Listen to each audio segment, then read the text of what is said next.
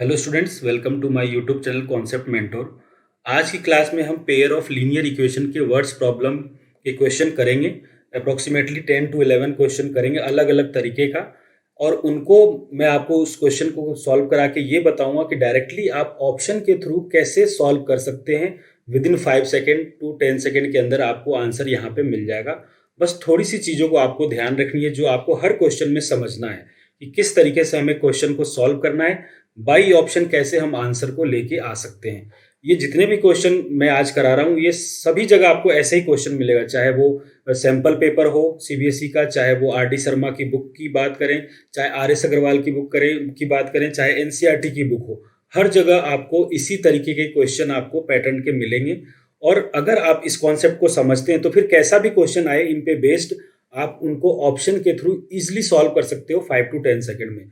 तो वीडियो बहुत ही इंपॉर्टेंट होने वाला है। हर कॉन्सेप्ट को आपको अच्छे से समझना है और उनको अप्लाई करना है, क्वेश्चन में प्रैक्टिस करनी है ऐसे क्वेश्चनों की। आपको अपने बुक से, जो भी आप बुक प्रेफर करते हैं, उन बुक से अगर आप इस तरीके से इसको सॉल्व करेंगे, प्रैक्टिस करेंगे, तो आपको बहुत जल्द आप आंसर तक पहुंच पाएंगे और बहुत अच्छे टाइम में, बहुत अच्छे से आप टाइम को सेव करते हुए इसको आंसर को सॉल्व कर पाएंगे और आपका ऑप्शन बिल्कुल करेक्ट होगा। तो आप इस सेशन को बहुत ही ध्यान से समझें, इनको अच्छे से फॉलो करें। और अगर आप हमारे चैनल पर नए हैं तो चैनल को सब्सक्राइब करें, वीडियो को लाइक शेयर करें और कमेंट में ज़रूर बताएं कि ये सेशन आपको कैसा लगा। और इसमें कोई भी इस टाइप के क्वेश्चन आता है, अगर कोई क्वेरी होती है तो वो हमें कमेंट में बताएं ताकि मैं उस पर एक वीडियो बना के आपको बता सकूं। तो चलिए आज का सेशन स्टार्ट करते हैं। इसमें पहला क्वेश्चन है, अ फ्रैक्शन बिकम 1/3। देखिए क्वेश्चन को बहुत ही ध्यान से पढ़ना है और डायरेक्ट आंसर तक अपने को पहुंचना है। इसमें यह कहा जा रहा है कि अ फ्रैक्शन बिकम्स 1/3, यानी कि वो फ्रैक्शन जो है वो 1/3 हो जाता है कब? जब 1 इज सब्सट्रैक्टेड फ्रॉम न्यूमरेटर। जब 1 जो है सब्सट्रैक्ट किया जा रहा है न्यूमरेटर से, यानी कि 1 जो है माइनस कर रहे हैं किसमें से? न्यूमरेटर में से। मैं आपको समझाने के लिए इतना स्लो स्लो बता रहा हूँ, आप इसको ढंग से समझें। बस एक दो क्वेश्चन आप समझेंगे, आपको फिर इस चीज़ की प्रैक्टिस हो जाएगी कि जब हमने 1 सब्सट्रैक्ट किया है न्यूमरेटर से तो वो फ्रैक्शन क्या हो रहा है? 1/3 हो रहा है। एंड इट बिकम्स 1/4, और ये फ्रैक्शन जो है 1/4 हो रहा है कब? When 8 is added to denominator. जब इसमें ऐड कर रहे हैं अपन 8 किसमें? डिनोमिनेटर में, तब जाके ये 1/4 हो रहा है। तो पूछा जा रहा है कि फ्रैक्शन क्या है, और हमारे ऑप्शन ये दिए हुए, यानी आंसर यही है। इनमें ही कोई ना कोई ऐसे आंसर हैं जिनमें ये सारी कंडीशन फॉलो होगी। तो आपको क्या करना है, हर ऑप्शन में आप इसको चेक करें, आपको आइडिया लग जाएगा। जैसे मान लीजिए मैं सी ऑप्शन की बात करता हूं कि सी ऑप्शन में अगर ये कंडीशन रखा जाए, जैसे मान लीजिए सी दिया हुआ है 5/12, ये आंसर दिया हुआ है। इसमें पहले कंडीशन की बात करें तो इसमें ये कहा गया था कि अगर 1 माइनस कर दिया जाए न्यूमरेटर से, अगर आप न्यूमरेटर में 1 माइनस करेंगे तो ये होगा 4 और ये आएगा 12। इसको सॉल्व करेंगे तो क्या आएगा? 1/3, जो ये रहा। और फिर कहा जा रहा था कि 8 ऐड कर दिया जाए डिनोमिनेटर में। आपके पास फ्रैक्शन था सी ऑप्शन में 5/12, अगर आप इसमें 8 ऐड करते हैं तो ये हो जाएगा 5/20। सिंप्लीफाई करेंगे तो ये आएगा 1/4, जो ये रहा। तो यानी कि ऑप्शन सी में ये जो कंडीशन दिया हुआ है क्वेश्चन के अंदर, वो यहाँ फॉलो हो रहा है। तो इस क्वेश्चन का आंसर क्या हो जाएगा? सी ऑप्शन हो जाएगा डायरेक्ट। मैंने यहाँ पे डायरेक्ट सी ऑप्शन पे अटेम्प्ट किया है। आप चाहें तो किसी और ऑप्शन को चेक करके यही कंडीशन को जब आप लगाएंगे, उसमें अप्लाई करेंगे, तो वो आंसर नहीं आ पाएगा जो कंडीशन में दिया हुआ। जैसे मान लीजिए मैंने ऑप्शन ए लगा दिया यहाँ पे, मान लीजिए मैं ऑप्शन ए को चेक करता हूँ। ऑप्शन ए में दिया हुआ है 3/12। अब यहाँ पे कहा जा रहा है कि न्यूमरेटर से 1 माइनस करिए, 1 माइनस करेंगे तो ये आएगा 12, 2 और 2/12 आएगा 1/6, जबकि ये तो कह रहा था कि 1/3 आना चाहिए। तो ये हमारा ऑप्शन करेक्ट नहीं है। तो इस तरीके से बाकी ऑप्शन को भी चेक करके आप डायरेक्ट ऑप्शन तक पहुंच सकते हैं, और ऑप्शन सी यहाँ पे करेक्ट आंसर है। आई होप आपको ये समझ में आया होगा। चीजों को ढंग से समझें, आपकी जो कंडीशन दिया हुआ बस उसको अप्लाई करना है और हमें आंसर तक पहुंचना है। नेक्स्ट क्वेश्चन है, क्वेश्चन नंबर सेकंड है, Ritu can row downstream in 20 kilometre in 2 hours and upstream 4 kilometre in 2 hours। Her speed of rowing in still water and speed of the current. यहाँ पे पूछा जो गया है आपसे, वो पूछा गया है कि नाव की स्पीड क्या है और धारा की स्पीड, यानी कि पानी की स्पीड क्या है, नदी में जो पानी की जो बहाव है उसकी स्पीड क्या है, ये दोनों चीजें पूछी गई है। अब आपको ये कॉन्सेप्ट पता होगा कि जब डाउन स्ट्रीम होता है, जब डाउन स्ट्रीम की बात करें, डाउन स्ट्रीम का मतलब ये हुआ कि पानी की डायरेक्शन यानी कि नदी का जो बहाव है और नाव की जो मतलब डायरेक्शन है वो दोनों सेम है। डाउन स्ट्रीम में दोनों सेम होते हैं। तो उस कंडीशन में नाव की स्पीड और पानी की स्पीड जो है, नदी में जो पानी की बहाव की स्पीड है, वो दोनों ऐड हो जाता है। और जब अप स्ट्रीम की बात करते हैं अपन, अप स्ट्रीम में क्या होता है, नाव की स्पीड में से माइनस हो जाता है पानी की स्पीड, जो भी नदी का बहाव है वो स्पीड इसमें से माइनस हो जाता है। ये बेसिक सी चीज है जो आप जानते हैं। अब यहाँ पे ये कहा जा रहा है, इन क्वेश्चन को ध्यान ध्यान से आपको समझना है। ऐसे कभी भी कोई क्वेश्चन आ जाए, आप डायरेक्ट इस मेथड को अप्लाई करें और आंसर आएगा। यहाँ पे ये कहा गया है कि 20 किलोमीटर जो गया है वो 2 घंटे में गया है। 20 किलोमीटर 2 घंटे में गया। और यहाँ जो आंसर में है वो हर प्रत्येक घंटे का यानी एवरी आवर्स का स्पीड दिया हुआ है। तो क्यों ना हम पहले इसको 1 आवर्स में चेंज कर दें। तो आप खुद सोचे, 20 किलोमीटर गया है 2 आवर्स में कितना, 2 आवर्स में 20 किलोमीटर, तो 1 आवर्स में कितना हो जाएगा, 1 आवर्स में 10 किलोमीटर। और ये तो हुआ डाउन स्ट्रीम की बात। अप स्ट्रीम में ये अपन लिख देते हैं यहाँ पे डाउन स्ट्रीम। और अप स्ट्रीम में क्या हो रहा है कि 2 घंटे में गया है ये 4 किलोमीटर। तो एक स्पीड, एक 1 आवर्स में कितना हो जाएगा, 1 आवर्स में हो जाएगा 2 किलोमीटर। तो मैं यहाँ पे लिख देता हूँ x plus y is equal to 10 और x minus y is equal to 2। ये इतना सा काम आपको करना है। आप यहाँ से देखें, अब हमारा यही ऑप्शन दिया हुआ है। यहाँ से आपको ये ध्यान में रखना है कि ये दोनों स्पीड दिए हुए हैं, ये नाव की स्पीड है और ये पानी की स्पीड है, ये नाव की स्पीड है, ये पानी, ऐसे सारे ऑप्शन में दिए हुए हैं। अब आपको वो ऑप्शन सेलेक्ट करना है जिसमें कि इन दोनों को ऐड करने पर 10 आए और माइनस करने पर 2 आए। बस आपको ये ऑप्शन में चेक कर लेना, वही आंसर है। तो देखिए यहाँ पे आप इसको जब ऐड करेंगे तो 9 आएगा, तो यानी ऑप्शन ए गलत है। बी में अगर आप ऐड करेंगे तो 11 आएगा, ये भी ऑप्शन गलत है। अगर आप सी ऑप्शन की बात करते हैं तो 6 प्लस 4 10 आ रहा है, जो अपना भी 10 है, और माइनस करने पर 2 आ रहा है, जो अपना भी 2 है। यानी ऑप्शन सी जो है इसका राइट आंसर हो जाएगा। कुछ भी सॉल्व नहीं करना, आपको बस छोटी सी चीज का ध्यान रखना है कि यहाँ पे 2 घंटे की स्पीड दी हुई थी, आंसर में पर किलोमीटर पर आवर में दिया हुआ, तो हमें पहले उसको 1 घंटे की स्पीड निकाल ली। 2 घंटे में 20 तो 1 घंटे में 10। उधर अप स्ट्रीम में 2 घंटे में 4 तो 1 घंटे में 2 किलोमीटर। डाउन स्ट्रीम में हम जानते हैं कि दोनों का डायरेक्शन सेम होता है। ऐड हुआ तो पर आवर्स में जो है वो 10 किलोमीटर गया। अप स्ट्रीम में दोनों माइनस होते हैं, तो यहाँ पे माइनस होकर 2 आया। अब आपको 2 वैल्यू रखना है कि ऐड करने पर 10 आए और सब्सट्रैक्ट करने पर 2 आए। Option C is the right answer. I hope आपको समझ में आ गया होगा। सब सेशन अगर आपको पसंद आ रहा है तो प्लीज वीडियो को जरूर लाइक करें। नए हैं चैनल पे तो सब्सक्राइब करें और नोटिफिकेशन के लिए बेल आइकन के बटन को दबाएं, जिससे कि कोई भी वीडियो की लेटेस्ट नोटिफिकेशन आपको मिलती रहे। नेक्स्ट क्वेश्चन बढ़ते हैं। क्वेश्चन नंबर थर्ड दिया हुआ है यहाँ पे।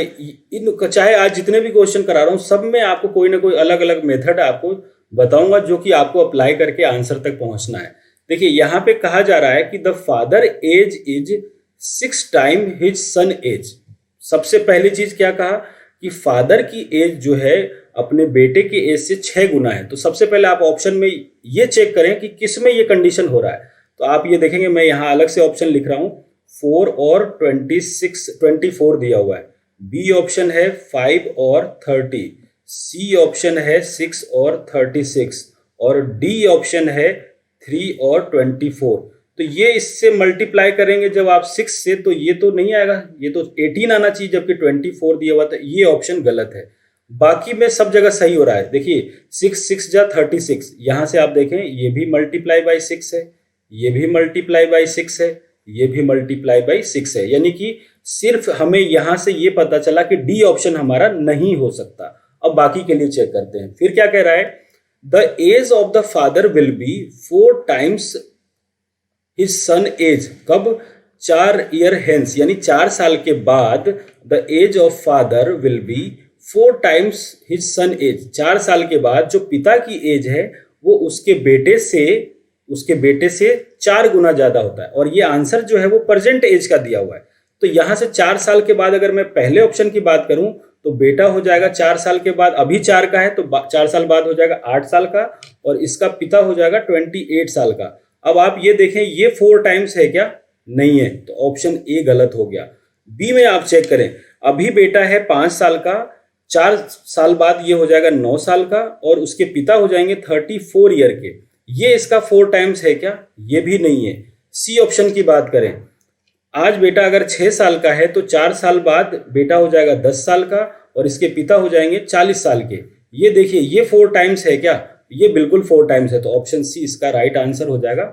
सी ऑप्शन यहां से करेक्ट माना जाएगा। तो विदाउट किसी इक्वेशन को माने हुए, सॉल्व किए हुए, आपको थोड़ी सी चीजों को ध्यान रखना है। हर टाइप का यहाँ पे क्वेश्चन करा रहा हूं मैं, आप उनको अच्छे से देखें और सॉल्व करें। तो इस तरीके से ऑप्शन सी आपको करेक्ट आंसर यहां से मिलेगा। नेक्स्ट क्वेश्चन देखते हैं। देखिए यहाँ पे नंबर वाला दिया हुआ है, 2 number are in the ratio of 5:6, और ये सारे ऑप्शन दिए हुए हैं। पहला पॉइंट का है उस पर चेक कर लीजिए पहले कि यहाँ पे ये रेशियो है क्या। ये ऑप्शन है 40 और दूसरा नंबर दिया हुआ है 42। इनका रेशियो अगर निकालेंगे आप तो ये जाएगा 2 टाइम में 20 और ये 2 टाइम में जाएगा तो 21। अब ये कैंसिल नहीं हो सकता, तो ये आया 20/21, और ये कह रहा रेशियो है 5:6, तो ये तो गलत हो गया ना, ये ऑप्शन है ही नहीं। बी वाले की बात करें, ये है 42 और ये है 48। अगर आप यहाँ पे सॉल्व करें तो ये आएगा 21 और ये आएगा 24। फिर 3 से सॉल्व करेंगे तो ये आएगा 7 और ये आएगा 8। 3 7 जा, 3 7 जा और 3 8 जा, 7/8। जबकि ये रेशियो कह रहा है 5:6, तो ये भी नहीं है। सी ऑप्शन को चेक करिए, सी ऑप्शन में चेक करेंगे तो 40/48 है। इसको सॉल्व करेंगे तो 5 8 जा 40 है ना, या 8 5 जा कर सकते हैं आप यहाँ से। ये इसको सॉल्व करिएगा तो ये आएगा यहाँ से 8 5 जा और 8 6 जा, बिल्कुल 5/6 का रेशियो आ रहा है। If 8 is subtracted from each number, अब इसी में चेक कर लेते हैं अपन। एक हिंट तो अपने को मिल चुका है कि कहा जा रहा है अगर 8 सब्सट्रैक्ट कर दिया जाए ईच नंबर से, तो हमारे पास नंबर है 40/48। आप अगर इसमें से 8 माइनस करेंगे तो ये 32 आएगा, और इसमें से 8 माइनस करेंगे तो ये 40 आएगा।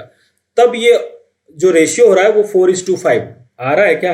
8 4 जा और 8 5 जा, बिल्कुल सही है, 4/5 आ रहा है। तो इस तरीके से ऑप्शन सी आपका करेक्ट आंसर हो जाएगा।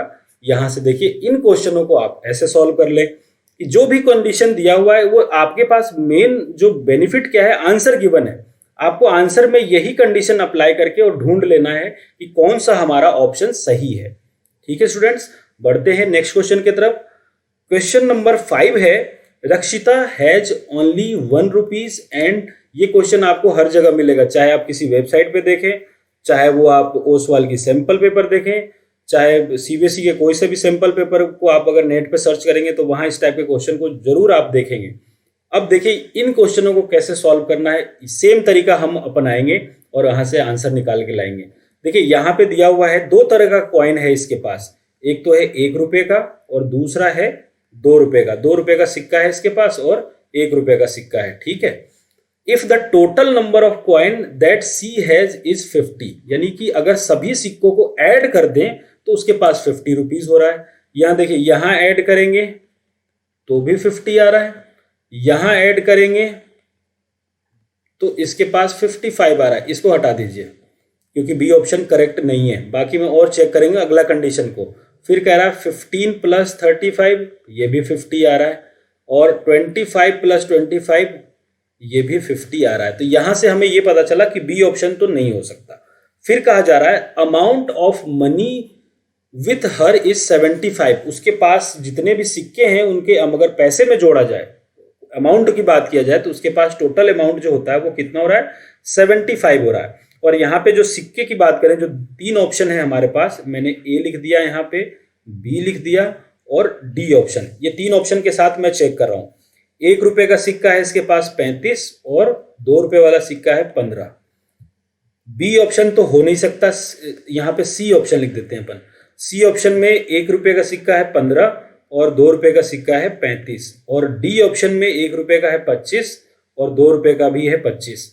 अब देखिए, अगर 1 रुपए का 35 सिक्के हैं तो रुपए में ये कितना हुआ, 35 रुपए हुए, और ये रुपए में कितना हुआ, 2 रुपए का सिक्का तो 30 रुपए हुआ। 35 और 30 जोड़ेंगे आप तो आएगा 65, जबकि इसके पास अमाउंट कितना है, 75। तो ए ऑप्शन करेक्ट नहीं होगा।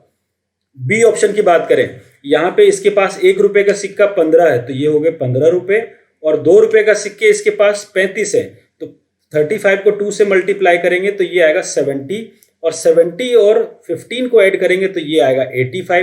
तो इसके पास तो अमाउंट 75 ही है, तो ये भी इसका आंसर नहीं है। अब इसकी बात करें, 25 रुपए मतलब 25 सिक्के हैं 1 रुपए के, तो ये टोटल अमाउंट हुआ 25 रुपीज, और 25 सिक्के हैं 2 रुपए के, 25 रुपीज के 2 रुपीज के इसके पास 25 सिक्के हैं, तो ये अमाउंट हुआ 50। आप इन दोनों को जब ऐड करेंगे 50 प्लस 25, ये कितना आ रहा है 75, यानी ऑप्शन डी इसका करेक्ट आंसर होगा। तो देखिए कोई सा भी कैसा भी क्वेश्चन आए, इसी टाइप के क्वेश्चन जनरली एग्जाम में पूछा जाता है, हमारे बुक में है, हमारे सिलेबस में हमने पढ़ा है, इसी टाइप के क्वेश्चन हमने पढ़ा है, और ऐसे क्वेश्चन आए उसके आंसर गिवन है, ऑप्शन दिए हुए हैं। ये तरीके से आप तुरंत ऑप्शन तक पहुंच सकते हो। किसी भी इक्वेशन को नहीं लगाना, कुछ भी एक्स वाई नहीं मानना, ना किसी वेरिएबल को मानना, ना ही क्रॉस मल्टीप्लिकेशन लगाना, ना ही एलिमिनेशन लगाना, कुछ भी नहीं लगाना। आपको बस कंडीशन को अच्छे से नोटिस करना है, जो भी कंडीशन कहा जा रहा है वो ऑप्शन में आप लगाइए। कुछ तो बिल्कुल ऐसे ही लग जाएंगे आपको कि ये नहीं हो सकता, बचे हुए रिमेनिंग 1-2 हैं उनको चेक करें और ऑप्शन तक आप पहुंच जाइएगा। नेक्स्ट क्वेश्चन है, देखिए इस क्वेश्चन को भी कैसे करेंगे यहां से समझें आप। इसमें 2 कंडीशन नहीं दिया हुआ है, फिर भी अपन इसको कर सकते हैं। ध्यान से देखिए, in a competitive examination 1 mark is awarded for each correct answer, यानी कि अगर आंसर सही है तो उसको 1 नंबर मिलेंगे, और 1/2 marks is deducted for every wrong answer, यानी कि सही होने पर आपको 1 नंबर मिलेगा, और यहाँ पे ये राइट होने पर, ये अगर आपका आंसर राइट होता है तो 1 मार्क्स मिलेंगे, और रॉन्ग होता है तो माइनस हो जाएगा 1/2 मार्क्स। 1/2 मार्क्स जो है वो रिड्यूस हो जाएगा। ठीक है। जयंती आंसर 120 क्वेश्चन, जयंती ने 120 क्वेश्चन किए हैं, एंड गॉट 90 मार्क्स, उसको नंबर मिले हैं, टोटल मार्क्स जो मिले हैं उसको वो 90 मार्क्स ही मिले, यानी 120 क्वेश्चन में उसको 90 मार्क्स ही मिला है। How many question did she answer correctly, उसने कितने आंसर सही किए, तो जितने आंसर उसने सही किए हैं वो सारे ऑप्शन में दिया हुआ है। ये जो ऑप्शन दिए हुए हैं वो सारे सही के हैं। अब आप देखें कि किसमें कंडीशन उसको 120 मार्क्स मिला है, उसको नंबर टोटल मिले कितने हैं 120 मार्क्स इसने गॉट करा, मतलब इसको मिला है 120 मार्क्स। तो अगर देखिए आप यहां से समझें, अगर उसने 100 क्वेश्चन सही किए होंगे, अगर 100 क्वेश्चन उसने, यहाँ पे मैं इधर दोबारा लिख के बताता हूं आपको किस तरीके से करना है, राइट और रॉन्ग। तो अगर उसने 100 क्वेश्चन सही किए हैं तो 20 क्वेश्चन गलत हो गए। 100 क्वेश्चन में मार्क्स कितने मिले होंगे, 100 क्वेश्चन में उसके 100 नंबर मिले होंगे, और 20 क्वेश्चन गलत करने के मार्क्स कितने कटे होंगे, तो 1/2 रॉन्ग करने पर, मतलब एक क्वेश्चन अगर गलत होता है तो आधा मार्क्स कट रहा है, तो 20 क्वेश्चन अगर गलत हुए हैं तो 10 मार्क्स रिड्यूस हो जाएगा। इनको माइनस करिए, कितना आंसर आ रहा है, उसके 90 मार्क्स आ रहे हैं क्या। और देखिए यहाँ पे क्या कहा जा रहा है कि अगर उसने 120 क्वेश्चन किए हैं तो उसने 90 मार्क्स मिले उसको, और यहाँ बिल्कुल 90 आ रहा है, तो ऑप्शन ए ही इसका राइट आंसर है। और किसी में आप चेक करेंगे तो ऑप्शन नहीं मैच करेगा। जैसे मान लीजिए मैं आपको एक करके दिखा देता हूँ, बी वाला, यहाँ पे लिखा मैंने राइट और यहाँ लिखा रॉन्ग। अगर उसने 95 क्वेश्चन सही किए हैं तो उसके नंबर कितने मिले होंगे 95, और गलत कितने हो गए 120 में से 95 आप माइनस करेंगे तो 10 में से ये हो गया 5, यहाँ पे बचा 11 में से 9 गया 2, और ये हुआ कैंसिल, यानी 25 क्वेश्चन उसके गलत हुए। और 25 क्वेश्चन गलत होने के उसके जो नंबर कटेंगे वो कटेंगे कितना 12.5। 90 में से 12.5 माइनस करेंगे तो 90 तो कभी नहीं आएगा। तो ऐसे ही आपको और में चेक करना है, चेक करने की नीड भी नहीं है, ऑप्शन ए ही इसका राइट आंसर है। तो यहाँ पे करेक्ट आंसर क्या हो जाएगा, ये हो जाएगा ऑप्शन ए। और ये इन कंडीशन को आपको बहुत अच्छे से समझना है, इसकी प्रैक्टिस करनी पड़ेगी। आप ऐसे क्वेश्चन और अपने बुक से, आर.डी. शर्मा हो चाहे आर.एस. अग्रवाल हो, किसी भी एमसीक्यू बुक से ऐसे क्वेश्चन को ढूंढे और इसकी प्रैक्टिस करें। 2-4 क्वेश्चन की आपको प्रैक्टिस अगर हो जाएगी तो आप बहुत अच्छे से इसको अटेम्प्ट कर पाएंगे। नेक्स्ट क्वेश्चन है, देखिए यहाँ पे दिया हुआ है, इस क्वेश्चन को देखिए यहाँ पे कि a shopkeeper gives book for rent for reading के लिए कोई बुक्स जो है वो रेंट पर देता है। She takes a fix charge for first 2 days, पहले 2 दिन के लिए उसने कोई फिक्स चार्ज रखा हुआ है, ठीक है। And in addition charge for each day thereafter, और 2 दिन के बाद अगर कोई उस बुक को और दिनों के लिए रखता है पढ़ने के लिए तो उसको पर डे कुछ चार्ज देना पड़ेगा। Reema paid 24 book kept for 6 day. अब देखिए यहाँ पे रीमा जो है उसने पे कितना किया है, उसने पे किया कितने 22 रुपए पे किए हैं। और कितने दिन के लिए बुक रखा भैया, बुक रखा उसने 6 दिन के लिए, 6 डे, है ना, ढंग से आप यहां समझें। उसके बाद वाइल रुचिका पे 16, ये रीमा ने रखा है। ये कौन है, ये है रीमा। और रुचिका जो है अनदर पर्सन जो है उसने बुक रखा कितने दिनों के लिए, 4 डेज के लिए, 4 डेज के लिए रखा। और उसने पे कितना किया, 16 रुपीज पे किया है। तो पूछा जा रहा है कि then the charge of each extra day. Each extra day का मतलब फिक्स चार्ज नहीं, पर डे कितना चार्ज लग रहा है आपको वो बताना है। आप क्या करें, यहां से डिफरेंस निकाल लीजिए। यहां से इनके अमाउंट का बीच में डिफरेंस कितना है, 6 रुपए का। और यहां से दिन का डिफरेंस निकाल लीजिए। यहां से दिन, टोटल डेज का डिफरेंस कितना है, 2 दिन का। अब जब 2 दिन में 6 रुपए का डिफरेंस है, 2 डेज में डिफरेंस कितने का है, 6 रुपीज का है। तो 1 डे का डिफरेंस कितना होगा, 6/2। सॉल्व करेंगे, 3 रुपीज पर डे इसका चार्ज है एक्स्ट्रा दिनों का, यानी ऑप्शन सी इसका राइट आंसर हो जाएगा। तो देखिए आपको ऐसी चीजों को सीखना है कि अगर कुछ इस तरीके का कंडीशन हमें दिखता है तो आपको, अब अगर आप क्वेश्चन बुक की स्टेप की बात करें तो यहाँ पे आपने पढ़ा होगा, मैं यहाँ पे एक्सप्लेन करूंगा तो बहुत ज्यादा समय लगेगा।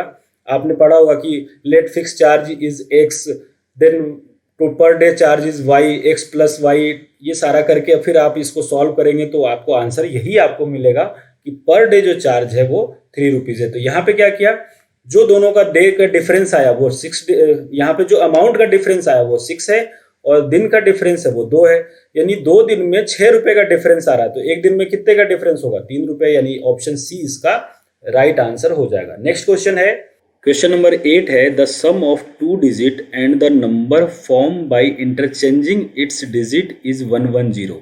पहले कंडीशन में ये कह रहा है कि 2 डिजिट को सम करना है, पहला जो डिजिट है वो और उसको रिवर्स करने के बाद उन दोनों डिजिट को ऐड करने पर 1110 आना चाहिए। तो देखिए पहला डिजिट क्या दिया हुआ है 46, इसको रिवर्स करेंगे तो क्या होगा 64, और इसको ऐड करिए, इसको ऐड करेंगे तो ये आएगा 1110। ये डिजिट दिया हुआ है कितना 48, इसको रिवर्स करेंगे तो क्या आएगा 84, इनको ऐड करें तो ये हो जाएगा 8 और 4 12, और ये आ जाएगा 8 4 12 और 1 3। ये नहीं है ऑप्शन में। सी ऑप्शन को देखें, सी ऑप्शन में ये दिया हुआ है कि पहला डिजिट है 64, इसको रिवर्स करेंगे तो ये आएगा 46, इसको ऐड करेंगे तो ये भी आएगा 110। और डी ऑप्शन को देखें, पहला डिजिट है 84, इसको रिवर्स करेंगे तो ये आएगा 48, और इसको भी सॉल्व करेंगे तो ये आएगा 132, जो भी ऑप्शन में नहीं है क्योंकि ऐड करने पर 110 आना चाहिए।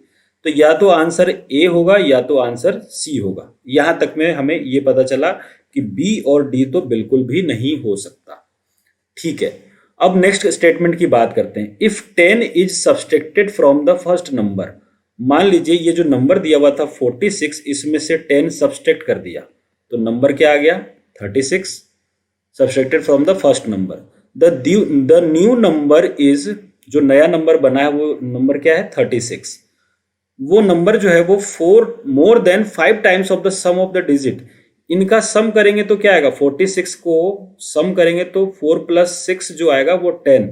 वो कह रहा है इसके 5 टाइम्स में 4 ज्यादा है क्या, आप इसके 5 टाइम्स करेंगे तो ये आएगा 50, और 50 + 4 करने पर ये 54 आना चाहिए, जबकि ये तो 36 है। तो यानी कि ऑप्शन ए रॉन्ग हुआ। एक बार ऑप्शन सी को भी चेक कर लेते हैं।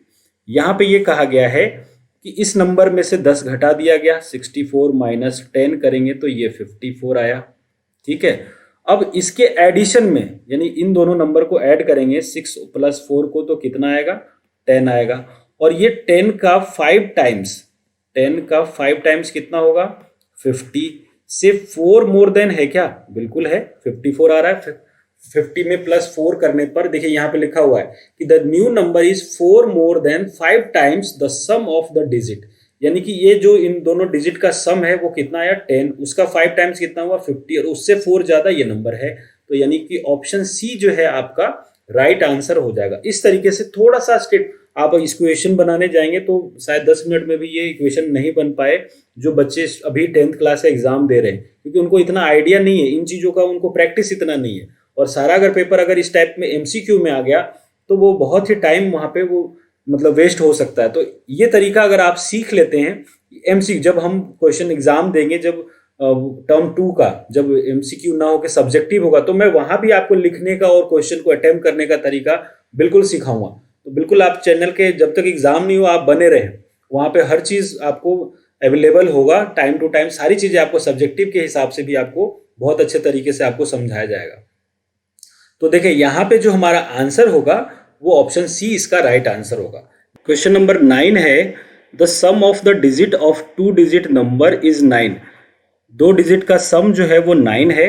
तो आप यहाँ पे ऑप्शन में चेक करिए, इनको भी ऐड करेंगे तो ये 9 आएगा, इनको भी ऐड करिएगा तो ये 9 आएगा, ये भी ऐड होगा तो 9 आएगा, और ये भी ऐड करने पर 9 आएगा। यहाँ से हमें कोई भी आइडिया नहीं लगा। फिर कह रहा है if 27 is added to it, अगर आप इनमें से 27 इनमें ऐड करते हैं तो digits of the number get reverse. तो डिजिट जो है वो रिवर्स हो जाता है। जैसे कि अगर आप 27 में 27 ऐड कर दिए तो ये कितना होगा 54। तो ऐसा करने से डिजिट रिवर्स का मतलब 72 हो जाना चाहिए था, 72 थोड़ी ना हुआ, तो ये ऑप्शन गलत है। अगर ये बात करते हैं इसमें से 72 में से, 72 में अगर आप 27 ऐड करेंगे तो ये आएगा 7 और 2 9 और 7 और 2 9। ऐसा करने से क्या ये डिजिट रिवर्स हो गया? रिवर्स होने का मतलब ये 27 हो गया क्या? नहीं हुआ, तो ये भी ऑप्शन गलत है। सी ऑप्शन चेक करते हैं 45, इसमें 27 ऐड करिए, 27 ऐड करेंगे तो ये आ जाएगा 2, और यहाँ पे 4 2 6 और 7 72, और इसको रिवर्स करेंगे तो डिजिट क्या होना चाहिए 54। ऐसा हुआ क्या? ये भी नहीं हुआ। ऑप्शन डी की बात करते हैं, 36 में 27 ऐड करें, 27 ऐड करेंगे तो 6 और 3 नहीं 7 और 6 ये आएगा 13 और ये आएगा 6, और 36 का रिवर्स क्या आएगा 63। तो देखिए ये वाला आंसर जो है इस कंडीशन के हिसाब से परफेक्ट हो रहा है, तो 36 हमारा आंसर हो जाएगा। तो इस तरीके से आज के सेशन में जो हमने 9 क्वेश्चन किए हैं स्टूडेंट, ये सारे क्वेश्चन डिफरेंट थे। इसमें मैंने आपको ऑप्शन के थ्रू या विदाउट किसी इक्वेशन को बना के हम कैसे आंसर तक पहुंच सकते हैं, ये सारी चीज़ें मैंने आपको समझाया है। आई होप आपको सेशन पसंद आया होगा। अगर आपको सेशन पसंद आया तो हमें कमेंट में ज़रूर बताएं और वीडियो को लाइक शेयर ज़रूर करें। और अगर अभी तक आपने हमारे चैनल को सब्सक्राइब नहीं किया है तो चैनल को सब्सक्राइब करें। मिलते हैं फिर नेक्स्ट सेशन में, जिसमें कुछ और प्रॉब्लम्स जो है पेयर ऑफ लीनियर इक्वेशन के, जैसे कि कंसिस्टेंट के ट्रिक्स कैसे अपन सॉल्व करेंगे, चाहे वो कोइंसिडेंट हो तो कैसे सॉल्व करेंगे, वो सारे ट्रिक्स अपन नेक्स्ट सेशन में डिस्कस करेंगे। तो चैनल से जुड़े रहें। मिलते हैं फिर नेक्स्ट सेशन में। All the best.